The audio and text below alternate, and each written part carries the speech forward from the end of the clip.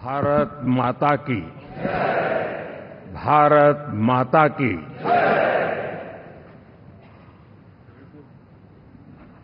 मैं सबसे पहले तो इस सभागृह में उपस्थित एनडीए घटक दलों के सभी नेतागण, नवनिर्वाचित सभी सांसदगण और हमारे राज्यसभा के भी सांसदगण, आप सबका हृदय से बहुत बहुत आभार व्यक्त करता हूं।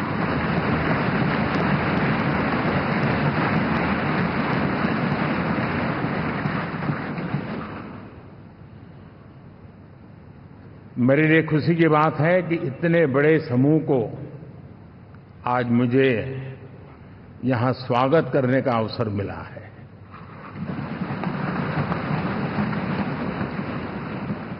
जो साथी विजयी होकर के आए हैं वे सभी अभिनंदन के अधिकारी हैं,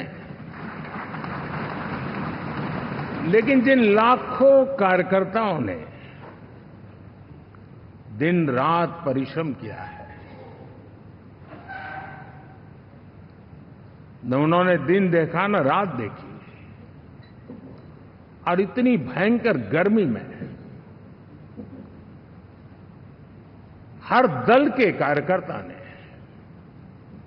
जो पुरुषार्थ किया है, परिश्रम किया है, मैं आज संविधान सदन के इस सेंट्रल हॉल से सर झुका करके उनको प्रणाम करता हूं।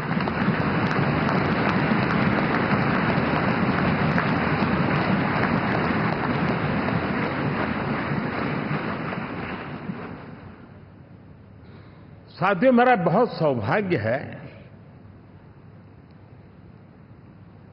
कि एनडीए के नेता के रूप में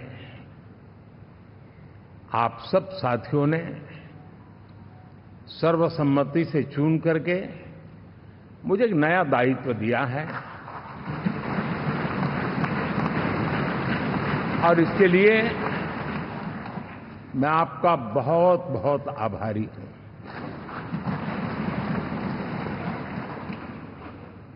व्यक्तिगत जीवन में एक मैं जवाबदारी का एहसास करता हूं। जब 2019 में इस सदन में मैं बोल रहा था, आप सबने मुझे नेता के रूप में चुना था, और तब मैंने एक बात पर बल दिया था, विश्वास। आज जब आप मुझे फिर से एक बार ये दायित्व देते हैं, इसका मतलब है कि हम दोनों के बीच, हम आपस में विश्वास का सेतु इतना मजबूत है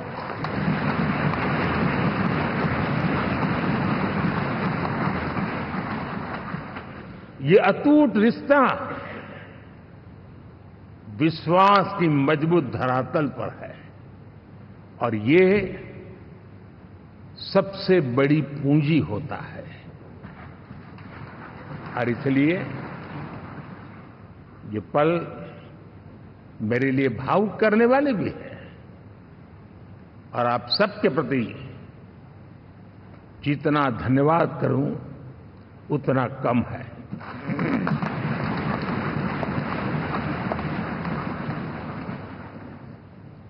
साथियों,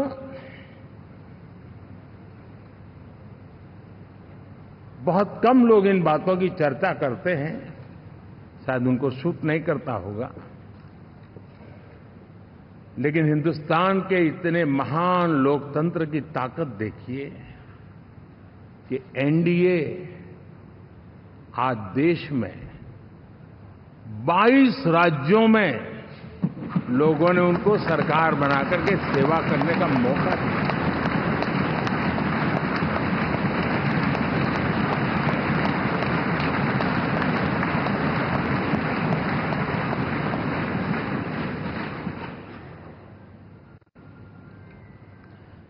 हमारा ये अलायंस सच्चे अर्थ में भारत की असली जो स्पिरिट है, जो भारत का आत्मा है,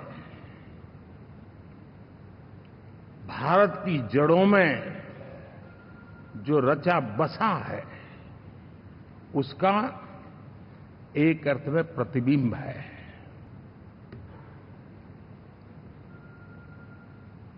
और मैं इसलिए कह रहा हूं कि थोड़ी नजर करें, हमारे देश में 10 ऐसे राज्य जहां हमारे आदिवासी बंधुओं की संख्या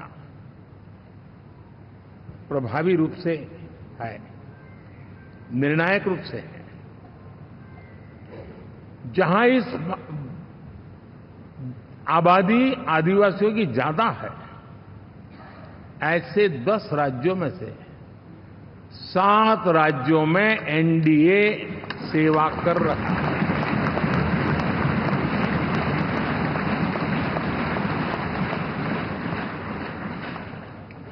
साथियों, हम सर्वपंथ संभाव के हमारे संविधान को समर्पित है और देश में चाहे हमारा गोवा हो या हमारा नॉर्थ ईस्ट हो, जहां बहुत बड़ी मात्रा में हमारे ईसाई भाई बहन रहते हैं, आज हम उन राज्यों में भी एनडीए के रूप में सेवा का अवसर हमें मिला हुआ है।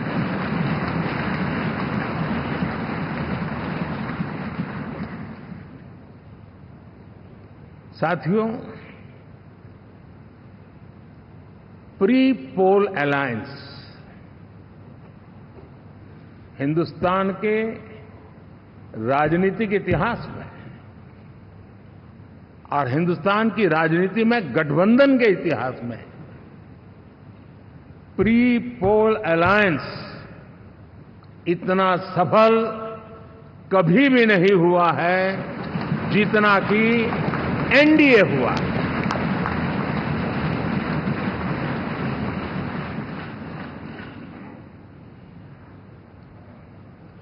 और ये गठबंधन का विजय, हमने बहुमत हासिल किया है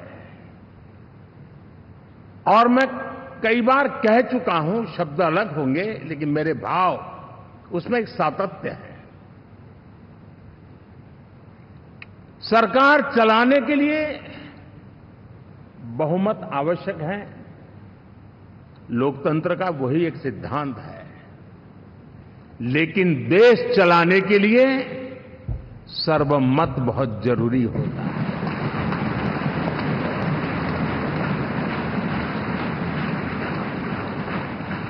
और मैं आज देशवासियों को यहां से विश्वास दिलाना चाहता हूं कि आपने जिस प्रकार से हमें बहुमत देकर के सरकार चलाने का सौभाग्य दिया है, ये हम सबका दायित्व है कि हम सर्वमत का निरंतर प्रयास करेंगे और देश को आगे ले जाने के लिए हम कोई कोर कसर नहीं छोड़ेंगे।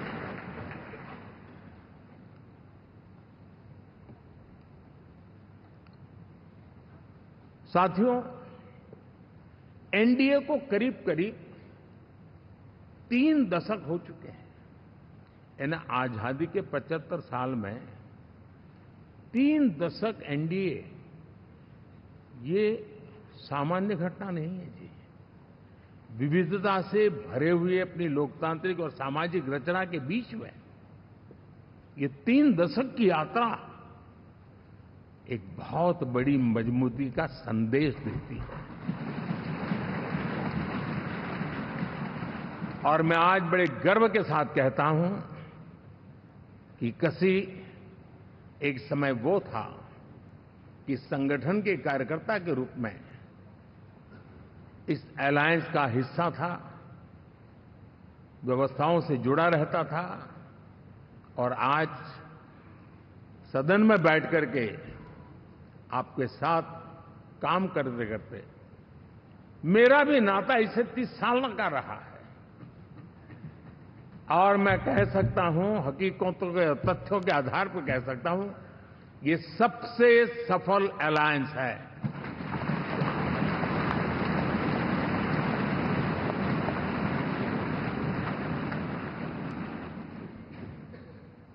हम गर्व से कह सकते हैं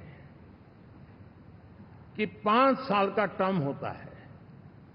इस अलायंस ने 30 साल में से 5-5 साल के 3 टर्म सफलतापूर्वक पार किए हैं और अलायंस चौथे टर्म में एंटर कर रहा है।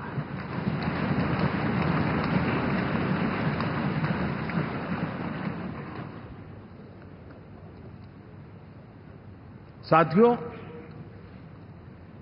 इस बात को जो राजनीति के विशेषज्ञ हैं, अगर मुक्त मन से, मुक्त मन शब्द बहुत महत्व का है, वे सोचेंगे तो पाएंगे कि एनडीए ये सत्ता प्राप्त करने का या सरकार चलाने का कुछ दलों का जमावड़ा नहीं है। ये राष्ट्र प्रथम की मूल भावना से नेशन फर्स्ट के प्रति कमिटेड वैसा ये समूह है। और 30 साल का लंबा कालखंड शुरू में शायद असेंबल हुआ होगा, लेकिन आज मैं कह सकता हूं कि भारत के राजनीतिक व्यवस्था में एक ऑर्गेनिक अलायंस है।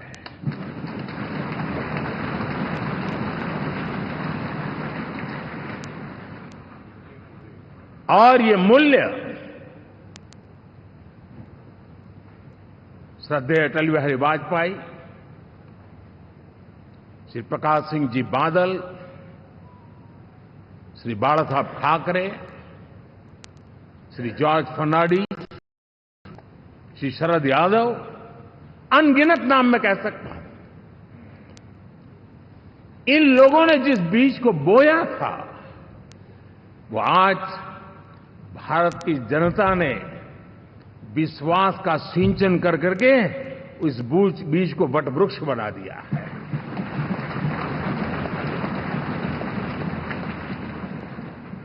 और हम सबके पास ऐसे महान नेताओं की विरासत है और हमें इसका गर्व है। बीते 10 वर्षों में हमने एनडीए की उसी विरासत, उसी मूल्यों को लेकर के निरंतर आगे बढ़ने का और देश को आगे बढ़ाने का प्रयास किया। जब मन से राजनीति के विश्लेषक अगर विश्लेषण करेंगे तो देखेंगे कि एनडीए का जो लोग दिखते हैं ना, उसमें एक कॉमन चीज नजर आती है और वो है गुड गवर्नेंस। इन सब ने अपने अपने समय में, अपने अपने कार्यकाल में जब जब जहां सेवा करने का मौका मिला है, गुड इस देश को दिया है। और इस प्रकार से एनडीए एक प्रकार से, एनडीए कहते ही गुड गवर्नेंस ये अपने आप पर्यायवाची बन जाता है। साथियों,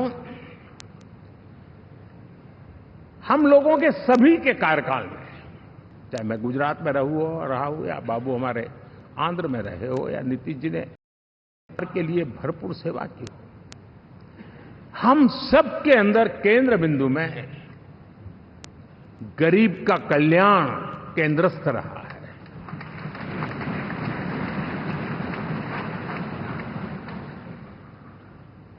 और देश ने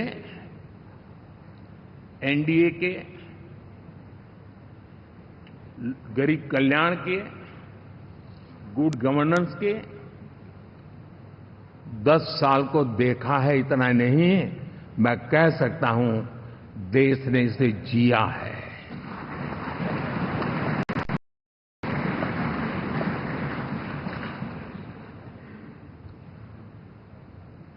जनता जनार्दन ने सरकार क्या होती है, सरकार क्यों होती है, सरकार किसके लिए होती है, सरकार कैसे काम करती है, इसको पहली बार अनुभव किया है। वरना जनता और सरकारों के बीच में एक खाई की व्यवस्था ही बनी हुई थी। हमने उसको पाठ दिया है। हमने सबका प्रयास का मंत्र देश को नई ऊंचाई पर ले जाने के लिए चरितार्थ करके देखा है। साथियों, एनडीए सरकार में हम अगले 10 साल में, मैं बहुत जिम्मेवारी के साथ कह रहा हूं, अगले 10 साल में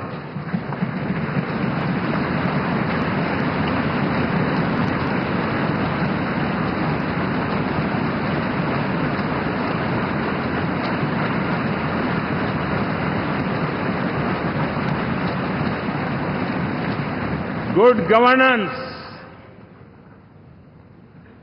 विकास, नागरिकों के जीवन में क्वालिटी ऑफ लाइफ, और मेरा व्यक्तिगत रूप से एक बहुत बड़ा ड्रीम है, मैं लोकतंत्र की समृद्धि को जब सोचता हूं तो मैं चाहता हूं कि सामान्य मानवीय के जीवन में से, और खास करके मध्यम वर्ग, उच्च मध्यम वर्ग, उनके जीवन में से सरकार की दखल जितनी कम हो उतनी लोकतंत्र की मजबूती है।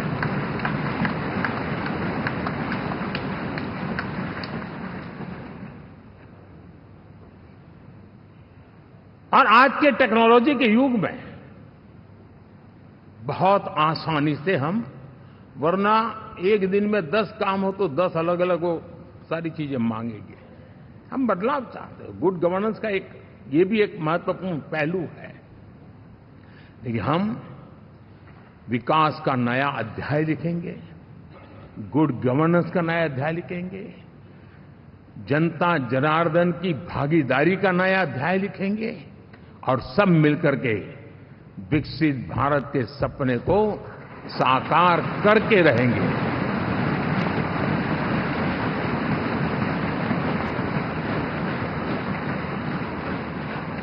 साथियों, एनडीए में, और मैं अगर विस्तार से कहूं तो सदन में किसी भी दल का कोई भी जनप्रतिनिधि होगा, मेरे लिए सब बराबर है।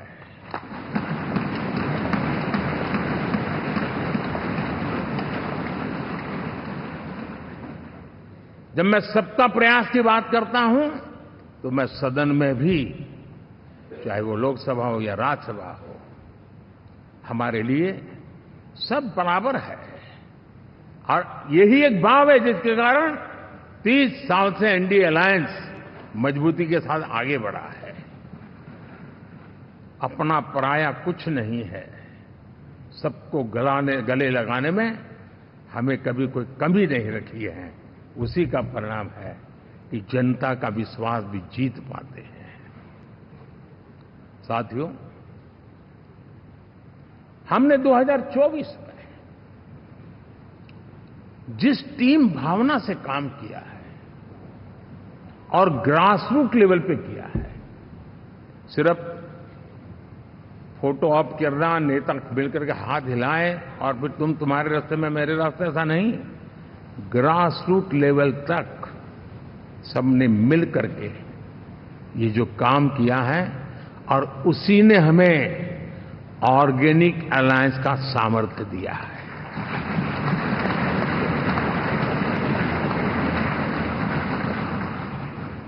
एक दूसरे का सहयोग किया है। हर किसी ने यही सोचा, जहां कम वहां हम। अगर कोई कमी है तो मैं आऊंगा, मैं मेहनत करूंगा, लेकिन तुम्हें कमी नहीं रहने दूंगा। जहां कम वहां हम, ये हर कार्यकर्ता ने जी करके दिखाया है, और तभी तो जीत आती है। साथियों, कभी कभी मैं कह सकता हूं कि हमारा 10 साल का अनुभव है, भारत के हर क्षेत्र का और भारत के हर नागरिक का जो एस्पिरेशंस हैं, रीजनल एस्पिरेशंस हैं, वे और नेशनल एस्पिरेशंस, इसका एक अटूट नाता होना चाहिए। इसके बीच में हवा तक गुजर न सके, इतना जुड़ाव होना चाहिए, तब देश आगे बढ़ता है।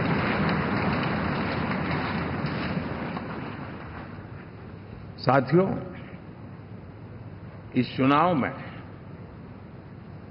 मैं कुछ उल्लेख जरूर करना चाहूंगा, जो मेरी नजरिए से मैंने देखा है। दक्षिण भारत में एनडीए ने एक नई राजनीति की नींव मजबूत की है।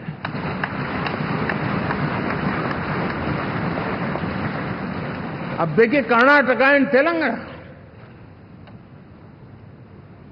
अभी तो इनकी सरकारें बनी थी,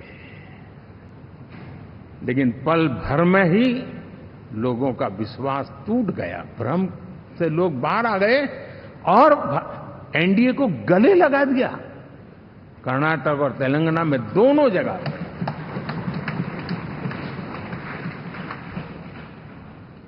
साथियों, तमिलनाडु, मैं तमिलनाडु की टीम को भी बधाई देना चाहूंगा,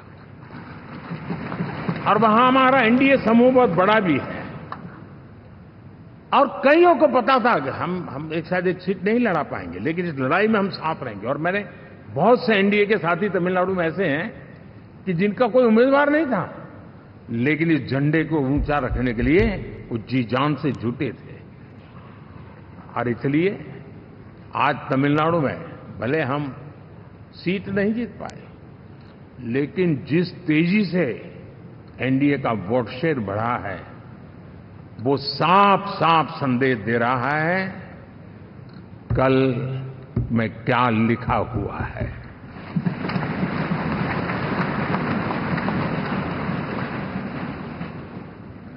साथियों, पुडुचेरी हो, केरला, हमारे सैकड़ों कार्यकर्ताओं के बलिदान हुए हैं। यूडीएफ हो या एलडीएफ हो, शायद हिंदुस्तान के राजनीतिक जीवन में इतना जुल्म एक विचारधारा को लेकर के जीने वाले लोगों पर हुआ होगा तो सिर्फ मैं कह सकता हूं केरल में हुआ है। जम्मू कश्मीर से भी ज्यादा हुआ है। उसके बावजूद भी सामने कहीं विजय नजर नहीं आता था। उन्होंने परिश्रम की पराकाष्ठा में कभी पीछे नहीं रहे, पीढ़ियां खपा दी।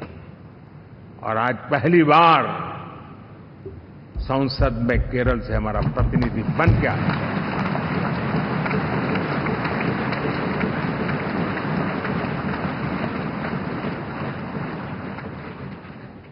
साथियों, अरुणाचल में हमने लगातार हमारी सरकार बनती रही है और भारी समर्थन से बनती है।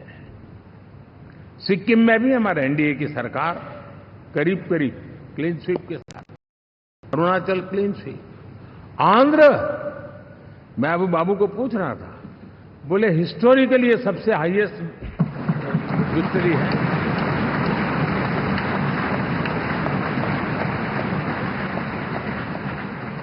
और ये जो यहां दिखता है ना, पवन, ये पवन नहीं, ये आंधी है।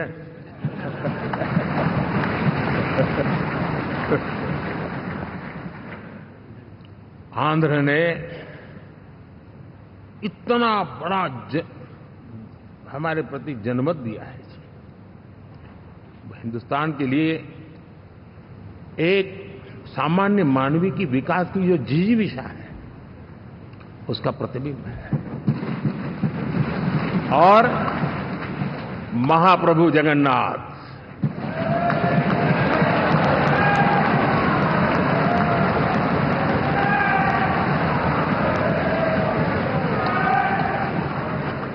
और मैंने अनुभव किया हमेशा। मैं हमेशा मानता हूं ईश्वर के अनेक रूप होते हैं, लेकिन जब मैं भगवान महाप्रभु जगन्नाथ जी को याद करता हूं तो मैं हमेशा मानता हूं ये गरीबों के देवता है।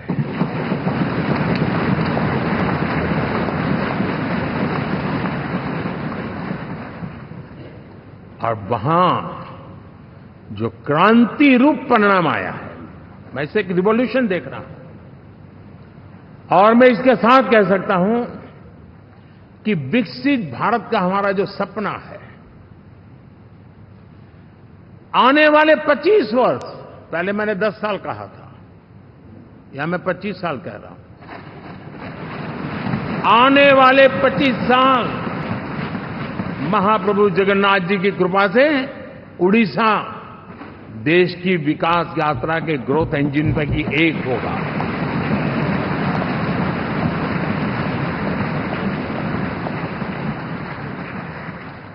साथियों, हम लोग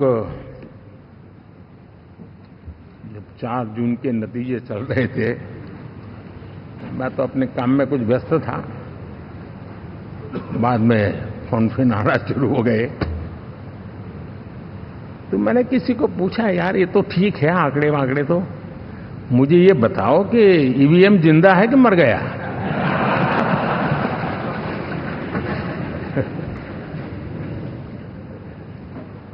क्योंकि ये लोग तय करके बैठे थे कि भारत के लोकतंत्र और लोकतंत्र की प्रक्रिया के प्रति विश्वास ही लोगों का उठ जाए, और लगातार ईवीएम को गाली देना। और मुझे तो लगता था कि शायद इस बार वो ईवीएम की अर्थी का जुलूस निकालेंगे, लेकिन 4 जून शाम आते आते उनको ताले लग गए, ईवीएम ने उनको चुप कर दिया।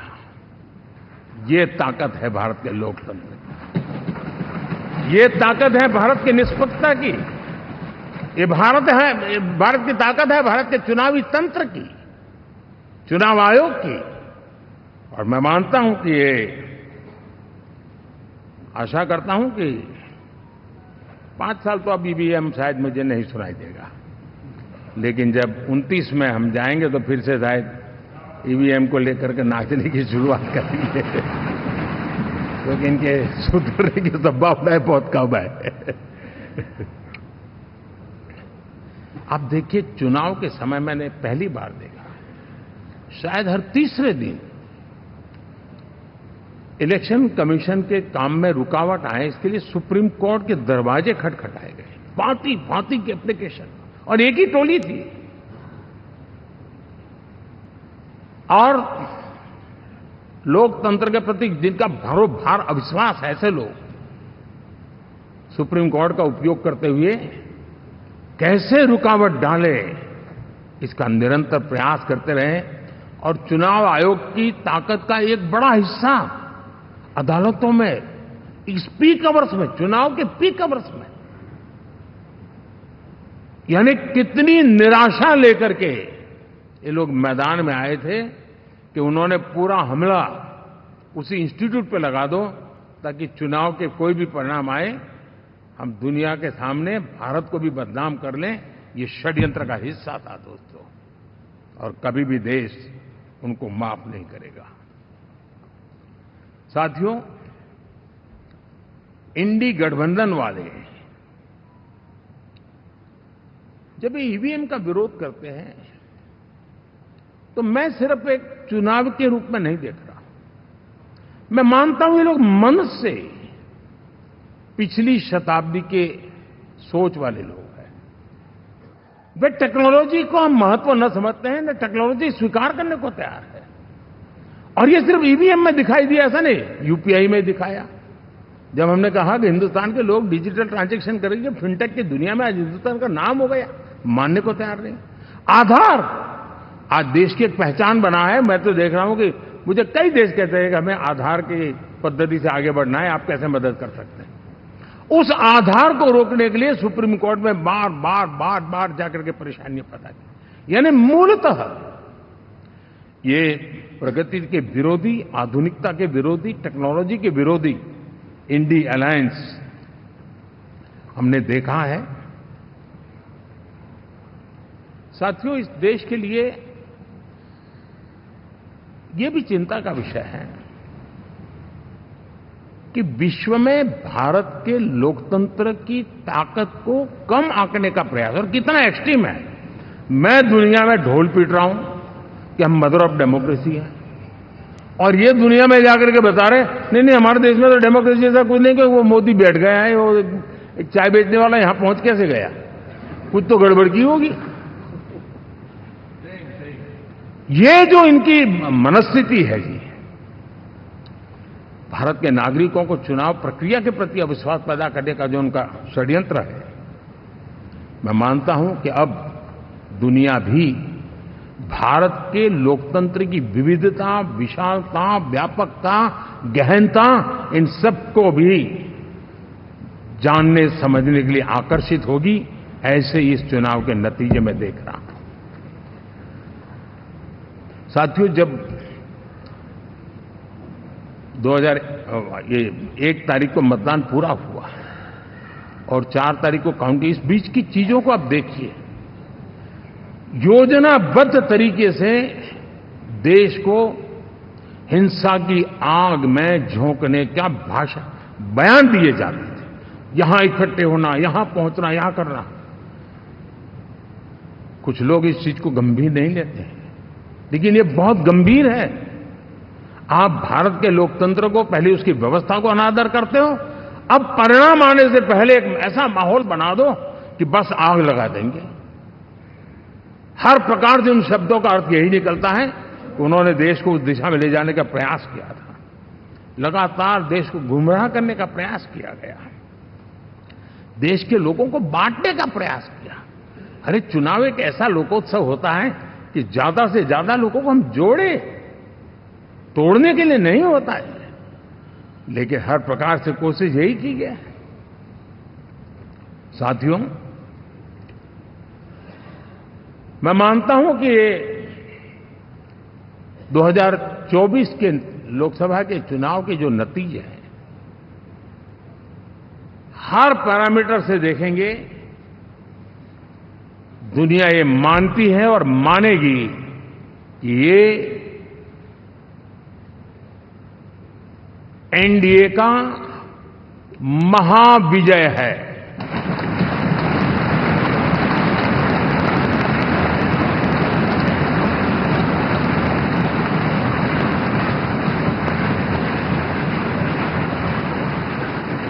और आपने देखा 2 दिन कैसा चला, जैसे हम तो हार चुके हैं, गए।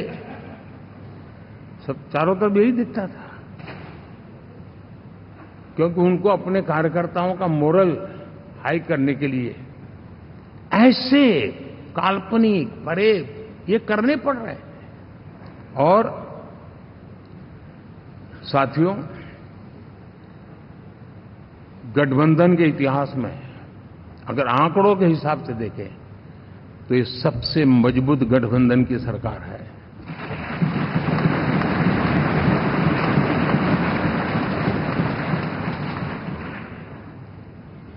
लेकिन कोशिश ये की गई कि इस विजय को स्वीकार न करना, उसको पराजय के छाया में डुबो कर रखना। लेकिन उसकी ऐसी चीजों की बाल मृत्यु हो जाती है, और हो भी गई। लेकिन देशवासी जानते हैं कि न हम हारे थे, न हम हारे हैं।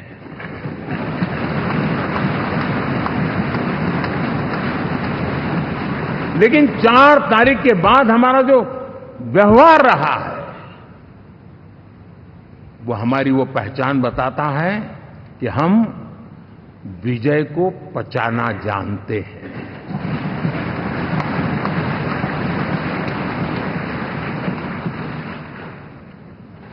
हमारे संस्कार ऐसे हैं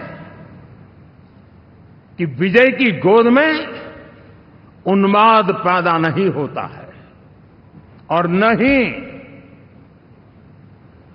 पराजित लोगों के प्रति उपहास करने के हमारे संस्कार हैं।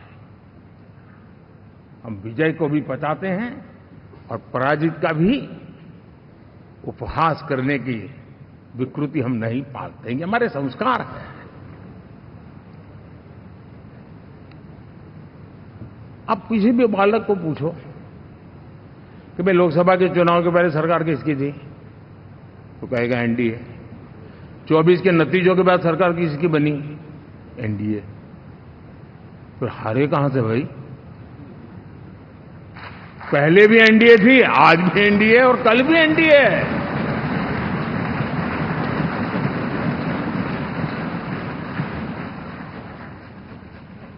आप सोचिए 10 साल बाद भी कांग्रेस 100 के आंकड़े को नहीं छू पाई।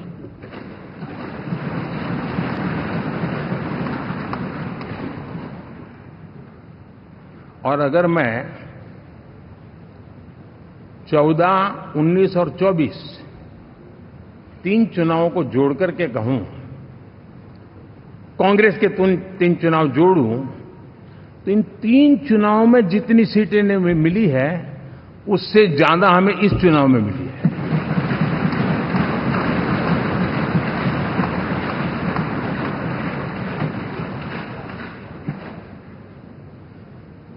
और मैं साफ देख रहा हूं साथियों, एनडीए वालों को अंदाज नहीं है।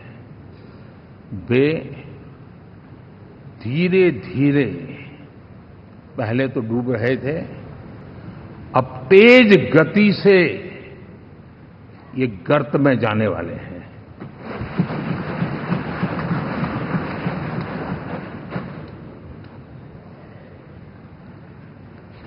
साथियों, इंडिया अलायंस वाले देश के सामान्य नागरिकों की जो समझ है, आज भी वो उसके सामर्थ्य को समझ नहीं पाए हैं या समझना चाहते नहीं हैं। भारत के सामान्य व्यक्ति की भी एक समझ है और जो जमीन से जुड़ा रहता है ना, वो समझ को छूता है, समझता है, पहचानता है। वो वहां नहीं है। साथियों, इन लोगों का जो व्यवहार रहा है 4 तारीख के बाद, मैं आशा करता था कि वे लोकतंत्र का सम्मान करेंगे, लेकिन उनके व्यवहार से लगता है कि शायद उनमें ये संस्कार आए, इसके लिए हमें और इंतजार करना पड़ेगा। और तो मैं ज्यादा कुछ कह नहीं सकता। और ये वो लोग हैं जो खुद की पार्टी के पीएम का अपमान करते हैं, उसके निर्णयों को फाड़ देते थे। खुद की पार्टी को विदेशी मेहमान आ जाए तो उसके लिए चेयर नहीं होती थी। ये सारे दृश्य आपने देखे हैं, ठीक। और मैं समझता हूं कि इन सारी स्थितियों में से हम लोकतंत्र की मजबूती और जनता जनार्दन के प्रति आस्था, इसको हम, साथियों, लोकतंत्र हमें सबका सम्मान करना सिखाती है। विपक्ष में भी जो सांसद जीत करके आए हैं, मैं उनको भी बधाई देता हूं।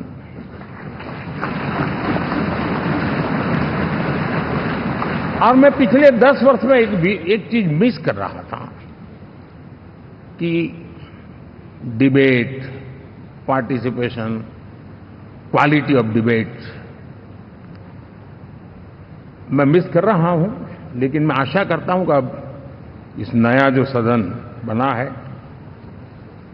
वो कमी मुझे खलेगी नहीं, शायद हमारे साथी भी राष्ट्रहित की नीयत के साथ सदन में आएंगे और भले वो विपक्ष में बैठे होंगे, लेकिन राष्ट्र के विपक्ष में नहीं है, हमारे विपक्ष में है। राष्ट्र में तो हम सब एक ही दिशा में हैं।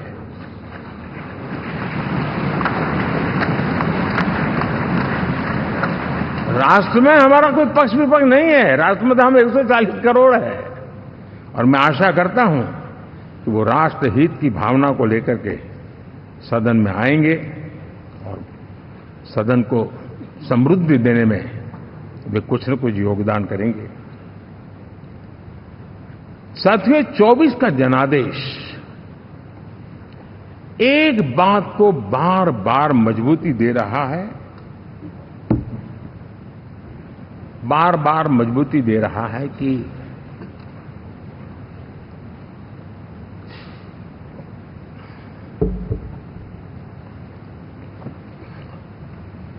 देश को आज के वातावरण में सिर्फ और सिर्फ एनडीए पर ही भरोसा है।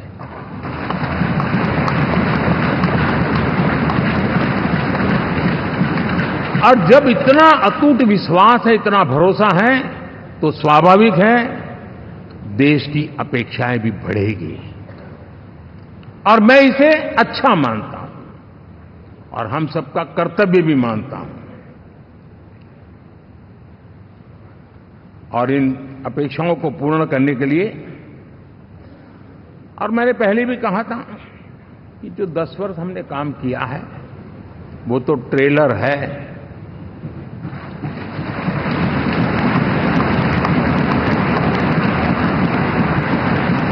और वो मेरा चुनावी वाक्य नहीं था, ये मेरा कमिटमेंट है।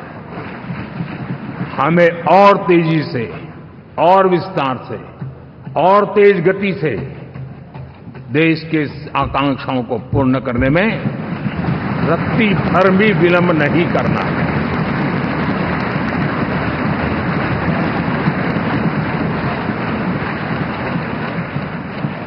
जनता जनार्दन चाहती है हम पहले से ज्यादा डिलीवर करें। जनता चाहती है कि हम खुद ही हमारे पुराने रिकॉर्ड तोड़े। और मैं साथियों एक तरफ एनडीए रखूं, दूसरी तरफ भारत के लोगों के सपने और संकल्पों को रखूं, तो मैं कहूंगा NDA, new India, develop India, aspirational India.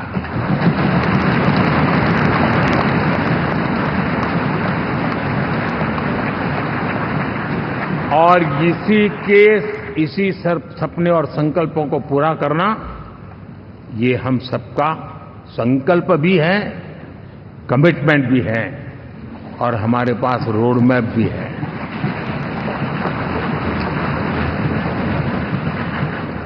साथियों, एनडीए ने हमेशा करप्शन फ्री, रिफॉर्म ओरिएंटेड, स्थिर सरकार देश को दी है। जब जब हमें अवसर मिला हम लोगों ने काम किया है।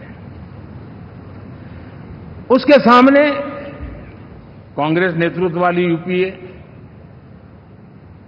अब उन्होंने पुरानी अपनी छवि सुधारने के लिए नाम बदल दिया, लेकिन पहचान घोटालों की है। आए दिन घोटाले, यही पहचान रही है। और नाम बदलने के बावजूद भी देश उनके घोटालों को नहीं भुला है, उनको नकारा है।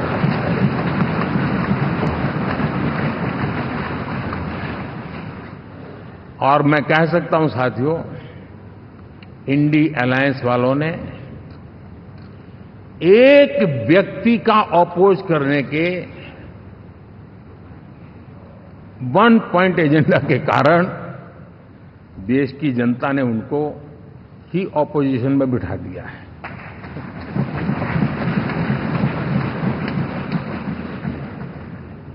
एनडीए विकसित भारत, इस संकल्प को लेकर के चुनाव में गया था। देश के लिए सकारात्मक सोच को लेकर के गया था।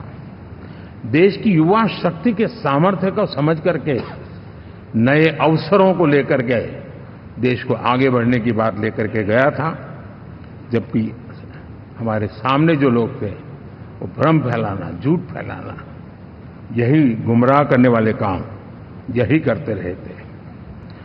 अब एनडीए और उनका देखें, इवन नामांकन में जाएंगे तो भी आपको देखेगा उनका चुनाव प्रचार, उनका नामांकन, हम लोगों का एक एक दृश्य देख लीजिए और उनका एक एक दृश्य देखिए, कितना बड़ा अंतर है। हर चीज में उनका कैरेक्टर दिखाई देता है। और क्या रहा, फोटो ऑप के लिए तो उन्होंने अलायंस घोषित कर दिया है, लेकिन कितने ही राज्यों में वो आपस में लड़ते रहे हैं, चुनावी जंग में एक दूसरे की पीठ में छुरा भोंकते रहे हैं। कभी उन्होंने कहा कि ये तो हमारा वैचारिक अलायंस है, वो विचार लेवल पर ठीक है, बाकी नीचे तो हमारा अपना हम तैयार करेंगे। और अब फिर उन्होंने कहा कि भाई हम तो सीट के आधार पर अलायंस करेंगे, टोटल न भी करें, ये भी खेल खेला। और अभी तो चुनाव पूरा शुरू कर दिया कि ये तो हमारा अलायंस लोकसभा के चुनाव के लिए ही था, बाद में नहीं है, ये भी शुरू कर दिया। यानी मैंने बहुत पहले कहा था कि आप देख लेना 4 जून के बाद बिखराव शुरू हो जाएगा, और वो शुरू हो चुका है। इसका मतलब ये हुआ कि वो सिर्फ और सिर्फ सत्ता सुख के लिए एक दूसरे का साथ देने की कोशिश करते थे, लेकिन उनमें उनका अगर स्वार्थ निश्चित होता तो साथ देना, वरना नहीं देना, ये कैरेक्टर था। साथियों, ये लोग कितने ही बड़े झूठे बोलते रहे हैं।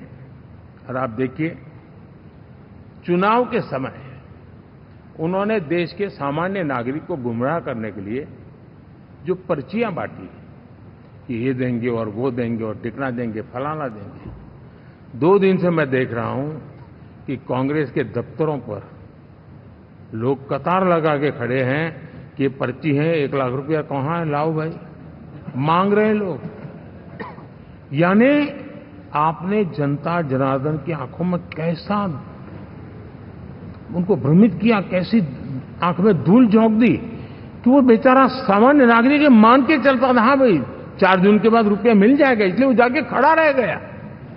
और अब उसको धक्का मारा जा रहा है, डंडे मारे जा रहे हैं, वहां से निकाला जा रहा है।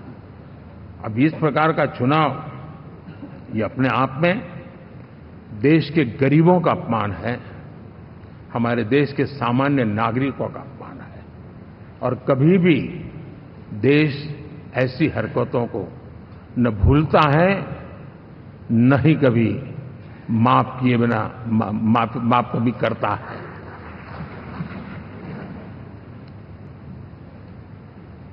साथियों, हमारे लिए संतोष की बात है कि हम एक कमिटमेंट से काम कर रहे हैं। 10 साल में हमने 25 करोड़ गरीबों को गरीबी से बाहर निकाला है।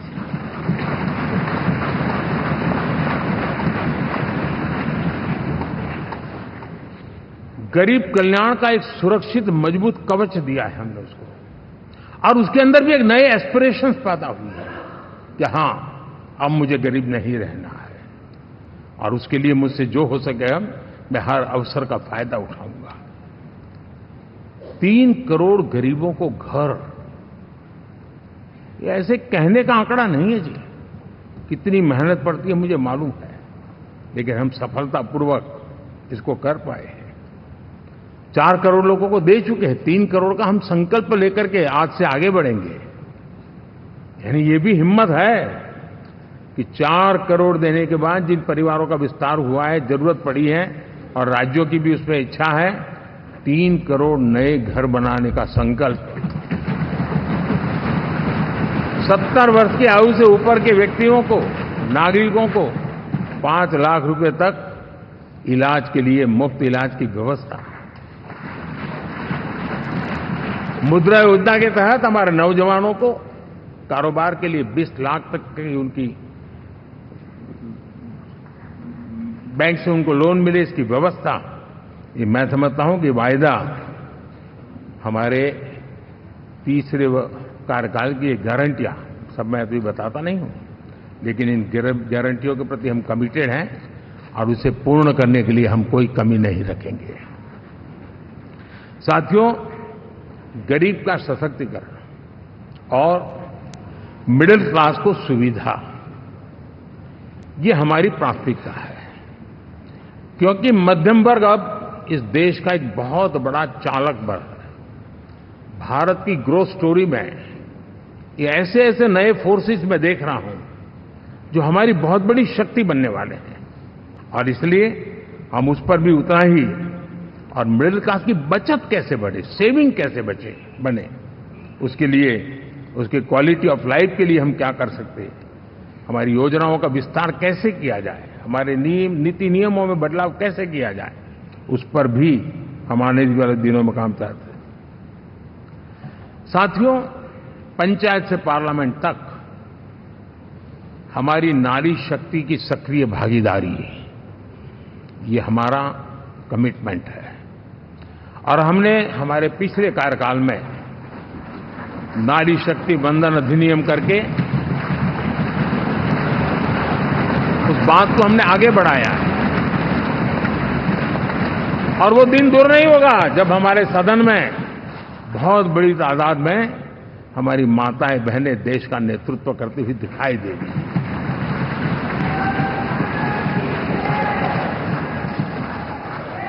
इस पूरे चुनाव में हम सबसे ज्यादा महिला उम्मीदवारों को टिकट देने वाली पार्टी रहे हैं, ये हमारा कमिटमेंट है।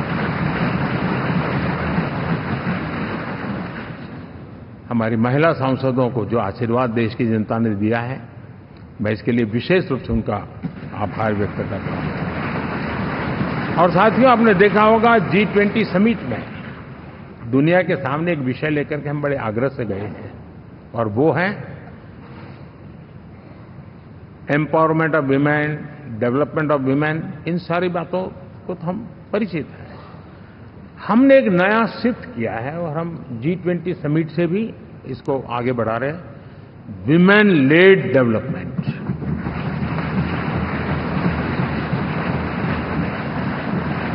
एक बार हमारा इस प्रकार का कमिटमेंट बनता है तो परिवर्तन बिल्कुल साफ नजर आता है। साथियों, एनडीए का ये कार्यकाल बड़े फैसलों का है, तेज विकास का है, और अब हम समय गंवाना नहीं चाहते कि हम 5 नंबर की इकोनॉमी से 3 नंबर की इकोनॉमी पर पहुंचना है।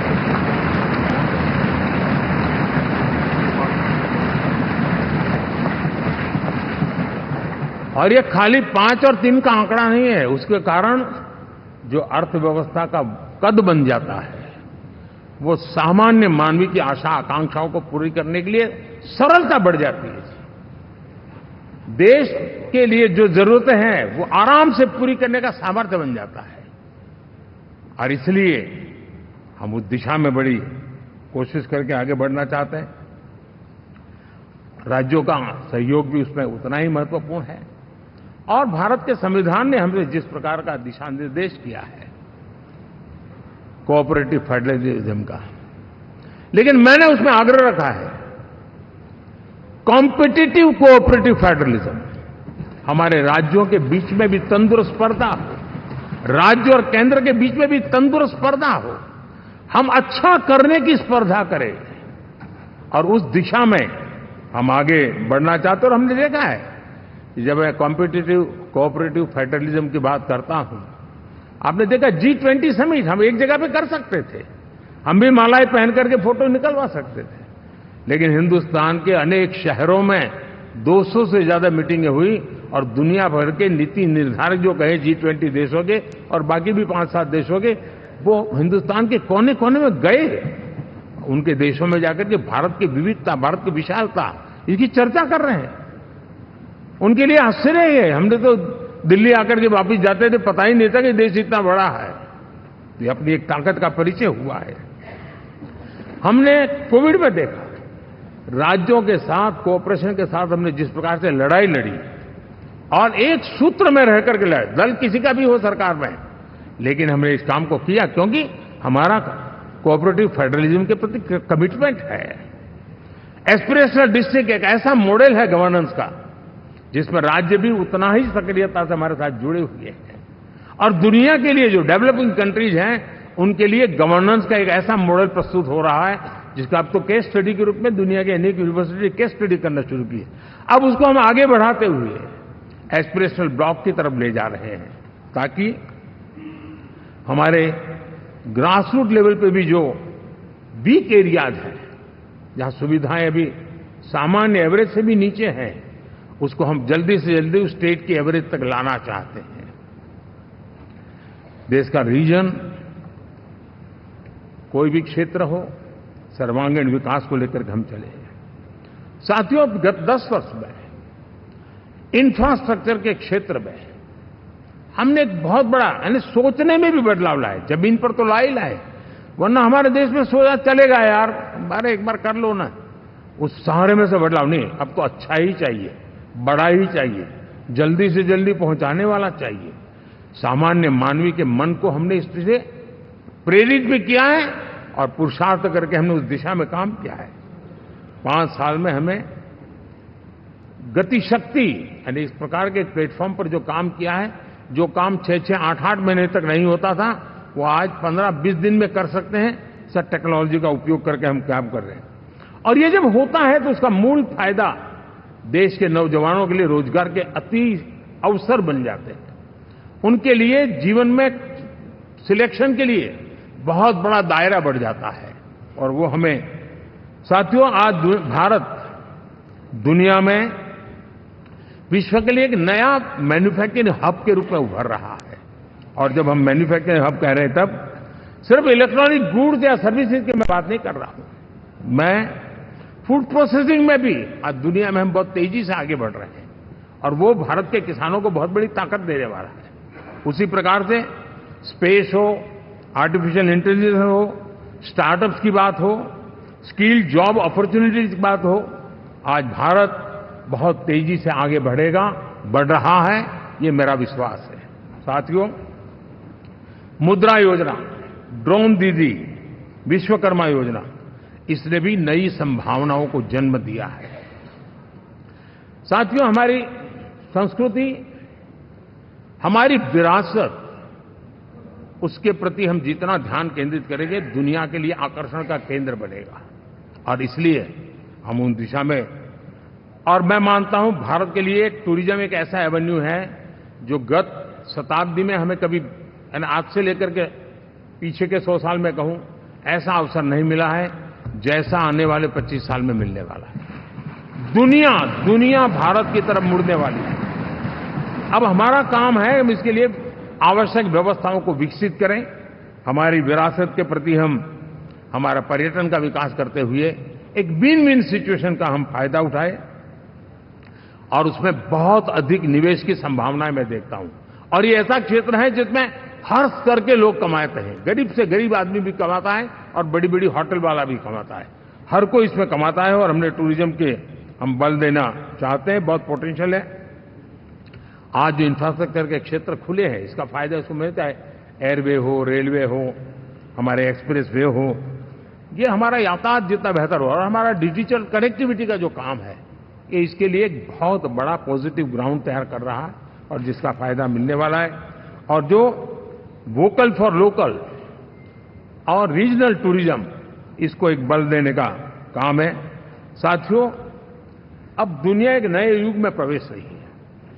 जिस समय औद्योगिक क्रांति हुई, उस समय हम गुलामी के दौर से गुजर रहे थे। तो औद्योगिक क्रांति का जितना फायदा लेना चाहिए हम नहीं ले पाए।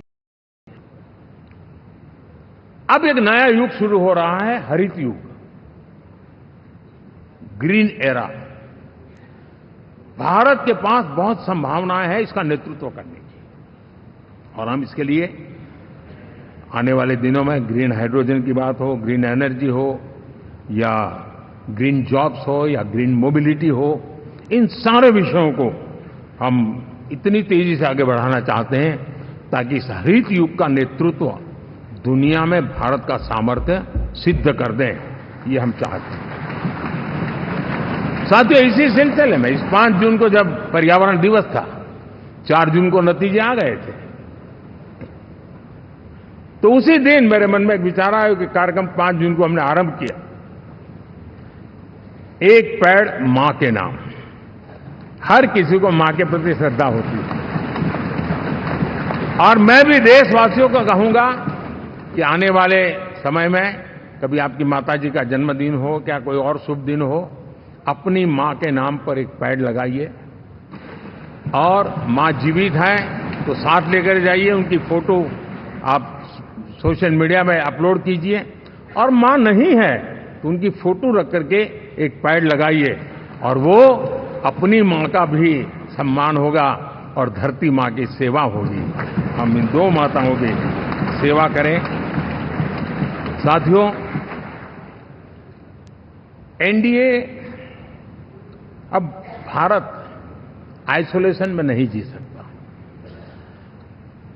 वैश्विक परिवेश में भारत की भूमिका दिनों दिन बहुत बढ़ती चली जा रही है। 2014 में जब एनडीए की सरकार बनी, पूरे विश्व में उसी एक पल से ही एक नया जिज्ञासा पैदा हुई, थोड़ी आशा के संकेत उनको नजर आने लगे, और फिर उस बदलाव बहुत बड़ा तेजी से आया। और पिछले 10 वर्ष में भारत ने जिन कामों को बढ़ लिया है, आज भारत की छवि विश्व बंधु की बन चुकी है। दोस्तों, विश्व हमें एक बंधु के रूप में स्वीकार कर रहा है, और जब दुनिया हमें विश्व बंधु के रूप में स्वीकारती है तो हमारी वैश्विक जिम्मेवारियों को भी हमने हमारे आने वाले रोड मैप में महत्व देना ही होगा। और भारत की सफल विदेश नीति ने अच्छे परिणाम भी दिए हैं। हमने हर संकट को उस प्रकार से हैंडल किया जिस प्रकार से मानवीय मूल्यों को हमने प्राथमिकता दी, उसका परिणाम है कि सामान्य मानवी के मन में ये विश्व बंधु वाला भाव बहुत मजबूत हुआ, और भारत का सेवा भाव का जो कैरेक्टर है उसको विश्व ने पहचाना है। चाहे यूक्रेन का संकट हो, चाहे अफगानिस्तान का संकट हो, हर हमारे लोगों को बचाना हो, हमने किसी भी में हमने कोई कमी नहीं रखी है। और साथियों, ये क्षमता के कारण भारत में निवेश की संभावनाएं बहुत बढ़ने वाली है। मैं राज्यों से भी कहूंगा कि आप प्रगतिशील नीतियां बनाकर रेडी रहिए। विश्व आज आपके आंगन पे दरवाजे पर दस्तक दे रहा है, और जो राज्य ज्यादा स्पष्ट नीतियों के साथ आएगा, जो राज्य उन कंपनियां विदेशी आने वाले लोगों को ठीक से हैंडल करेगा, उसको बेनिफिट मिलने ही वाला है। और भारत ने जो नीतियां बनाई है, भारत ने जो वातावरण बनाया है, उसका लाभ भारत के हर राज्य को मिलना चाहिए, और उस दिशा में हम तेजी से काम करना चाहते हैं। साथियों, हमने G20 समिट में देखा है, दुनिया का भारत के प्रति नजरिया बदला है। जो लोग इन चीजों को माइन्यूटली देखते होंगे उनको पता होगा कि G20 एक प्रकार से कई संकटों से गुजर रहा था। उतार चढ़ाव आते रहते थे, बिखराव भी नजर आ रहा था, लेकिन भारत में G20 आने के बाद नए प्राण से भर गया है, नया सामर्थ्य आ गया है। और ये भारत की ताकत है कि उसने पूरे विश्व को जोड़ने में G20 के माध्यम से बहुत बड़ा काम किया है। और उसके इन दिनों भी जो परिणाम आए, इसके बाद मेरा काफी समय विदेश के सरकारों से फोन अभिनंदन स्वीकार करने में गया, और शायद मैं 14 में 19 में भी ऐसा अनुभव नहीं था जितना इस बार फ्लो है। दुनिया के करीब करीब, अब नाम ले, उसने भारत को शुभेच्छा व्यक्त की है या बात करने की कोशिश की है। यानी ये वैश्विक जो हमारा ताकत है उसका परिचय करवा रहा है, और उसके कारण मैं मानता हूं कि विश्व में हमारा सम्मान और साथ साथ भारत में निवेश, ये दोनों संभावनाएं बढ़ रही है। साथियों, हमारे संविधान का 75वां वर्ष है। हम चाहते हैं कि संविधान हमारी संवैधानिक संस्थाओं का संरक्षण भर इसके मात्र के लिए है, ऐसा नहीं, कोई अदालत में धाराओं का उपयोग करके काम करने के लिए नहीं है। ये एक हमारी भावना है, हमारा स्पिरिट है, और हमें इस 75 साल को ऐसे मनाना है ताकि हम संविधान के स्पिरिट को जन जन तक पहुंचाएं। हर जन को संविधान की जो भावना है, कर्तव्य की भावना है, अनेक बात ऐसे इस बात है, उन सब प्रति समर्पण उसका बढ़े, उस दिशा में हम काम करना चाहते हैं। साथियों, छत्रपति शिवाजी महाराज के राज्याभिषेक के 350 वर्ष के उत्सव में देश आज रंगा हुआ है, और हमारे लिए सबसे बड़ी प्रेरणा है, क्योंकि उसमें राष्ट्र प्रथम की भावना है। छत्रपति शिवाजी महाराज को याद करते ही राष्ट्र प्रथम की भावना हमें मजबूती देती है, और इसलिए हम देश में इसी एजेंडा को आगे रखते हुए, और जब इसी समय 350 साल का पर्व आया है, तो हमें अपनी पॉलिसी और परफॉर्मेंस और सामान्य मानवीय का जीवन बेहतर करना है, उसमें जरा भी विलंब नहीं करना है। साथियों, विकास की सारी तैयारियां, रोड मैप लेकर को हम चलेंगे ही, चल रहे हैं, लेकिन साथ साथ हम नए नए सांसद आए हैं, कुछ पुराने सांसद हैं, कुछ ज्यादा अनुभवी सांसद भी हैं। आप देखते हैं कि इन दिनों, पिछले 2 दिन से आप टीवी पे देखते होंगे, एक भी सच्चाई मुझे उसमें नजर नहीं आई। कोई ये कह रहा है, कोई वो कह रहा था, सब मैंने कहा भाई जरा पूछो तो ये जानकारी लाते कहां से, गपगोले चला रहे, किसी के खाते में कुछ भी डाल करके चल रहा है। तो मतलब ये थोड़े दिन, क्योंकि 10 साल से ऐसे अवसर नहीं मिले हैं, तो शायद ये उबाल जरा ज्यादा रहेगा। लेकिन आप मान के चलिए जी, ऐसे लोग कोई पहुंचेंगे, बस साहब मेरा अच्छा संबंध है, मंत्री में आपका नंबर कर सकता हूं, आया, हमें भी पता नहीं होता यार, हो सकता है मिनिस्टर बनने का ही रास्ता होगा, तो हम भी गलती से उसका हाथ पकड़ लेते हैं, और वो पता नहीं वो किस खाई में डुबो देता है। कभी कभी तो शायद अब तो टेक्नोलॉजी ऐसी है कि हो सकता है मेरे सिग्नेचर से कोई लिस्ट बाहर निकल जाए कि ये मंत्री बन गए, हो सकता है कोई बुद्धिमान डिपार्टमेंट भी बांट दे। तो आजकल कई लोग सरकार बनाने में लगे हुए हैं, मंत्री पद बांट रहे हैं, पद बांट रहे हैं, व्यवस्था बांट रहे हैं। मैं आपसे आग्रहपूर्वक कहता हूं, और जो मोदी को जानते हैं, ये सारे प्रयास निरर्थक है। वे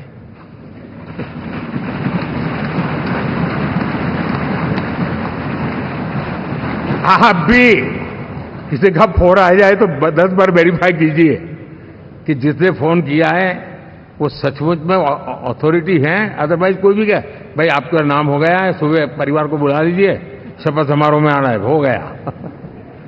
तो ऐसी गपबाजी करने वाली एक बहुत बड़ी फौज रहती है। कुछ लोग आदतन करते रहते हैं, कुछ लोगों को मजाक आती है लेकर, और कुछ लोग बदिरादे से करते हैं।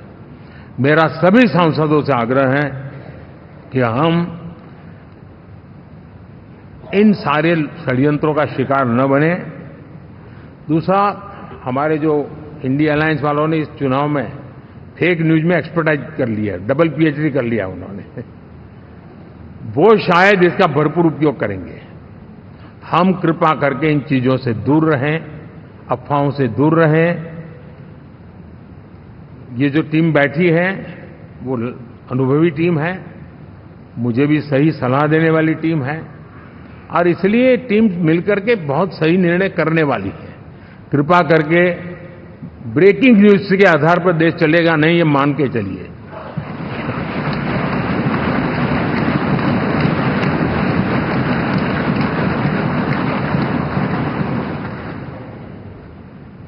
साथियों, विकसित भारत का संकल्प लेकर के हम चले हैं। 3 नंबर की इकोनॉमी पहुंचना मैं जानता हूं, निश्चित रोड मैप के साथ उसको हम पार करने वाले हैं। और मैंने पहले भी कहा था कि मेरा पल पल देश के नाम है, मेरा पल पल आप लोगों के नाम है। मैं 24/7 अवेलेबल हूं।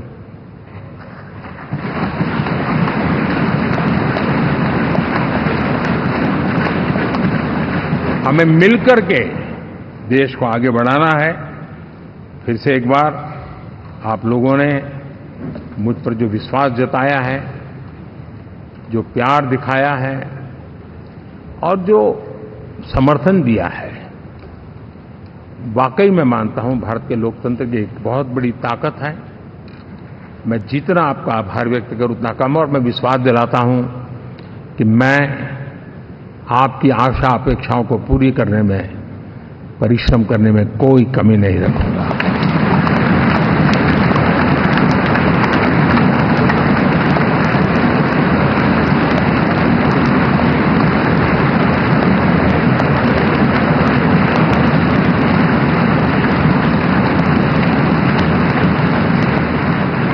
मेरे लिए जन्म सिर्फ और सिर्फ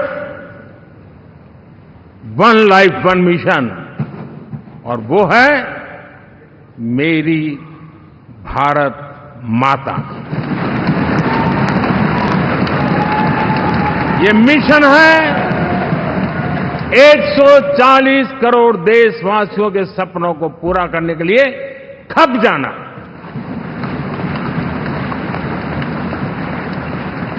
ये मिशन है 140 करोड़ देशवासियों को हजार साल की मुसीबतों से जो गुजरी हुई पीढ़ी दर पीढ़ी है, उसे मुक्ति दिला करके सम्मान के साथ विश्व में मेरा हर देशवासी दुनिया उसे देखे तो उसका मन कर जाए, काश ये हिंदुस्तान का है, अरे नजर मिल जाए तो अच्छा होगा। ये मैं स्थिति पैदा करना चाहता हूं। उसका मन लालायित होना चाहिए, हिंदुस्तानी है, अरे यार जरा हाथ मिला लूं, कुछ एनर्जी मुझे भी आ जाए। मैं देश को इस ऊंचाई पे ले जाना चाहता हूं। और साथियों, मुझे पक्का विश्वास है आपका साथ, आपका सहयोग, आपका अनुभव बहुत बड़े परिणामों की संभावनाएं लेकर के आया है। लोकसभा का ये गठन उन सभी आकांक्षाओं को पूरा करेगा। मैं फिर एक बार आप सबका हृदय से बहुत बहुत धन्यवाद करता हूं।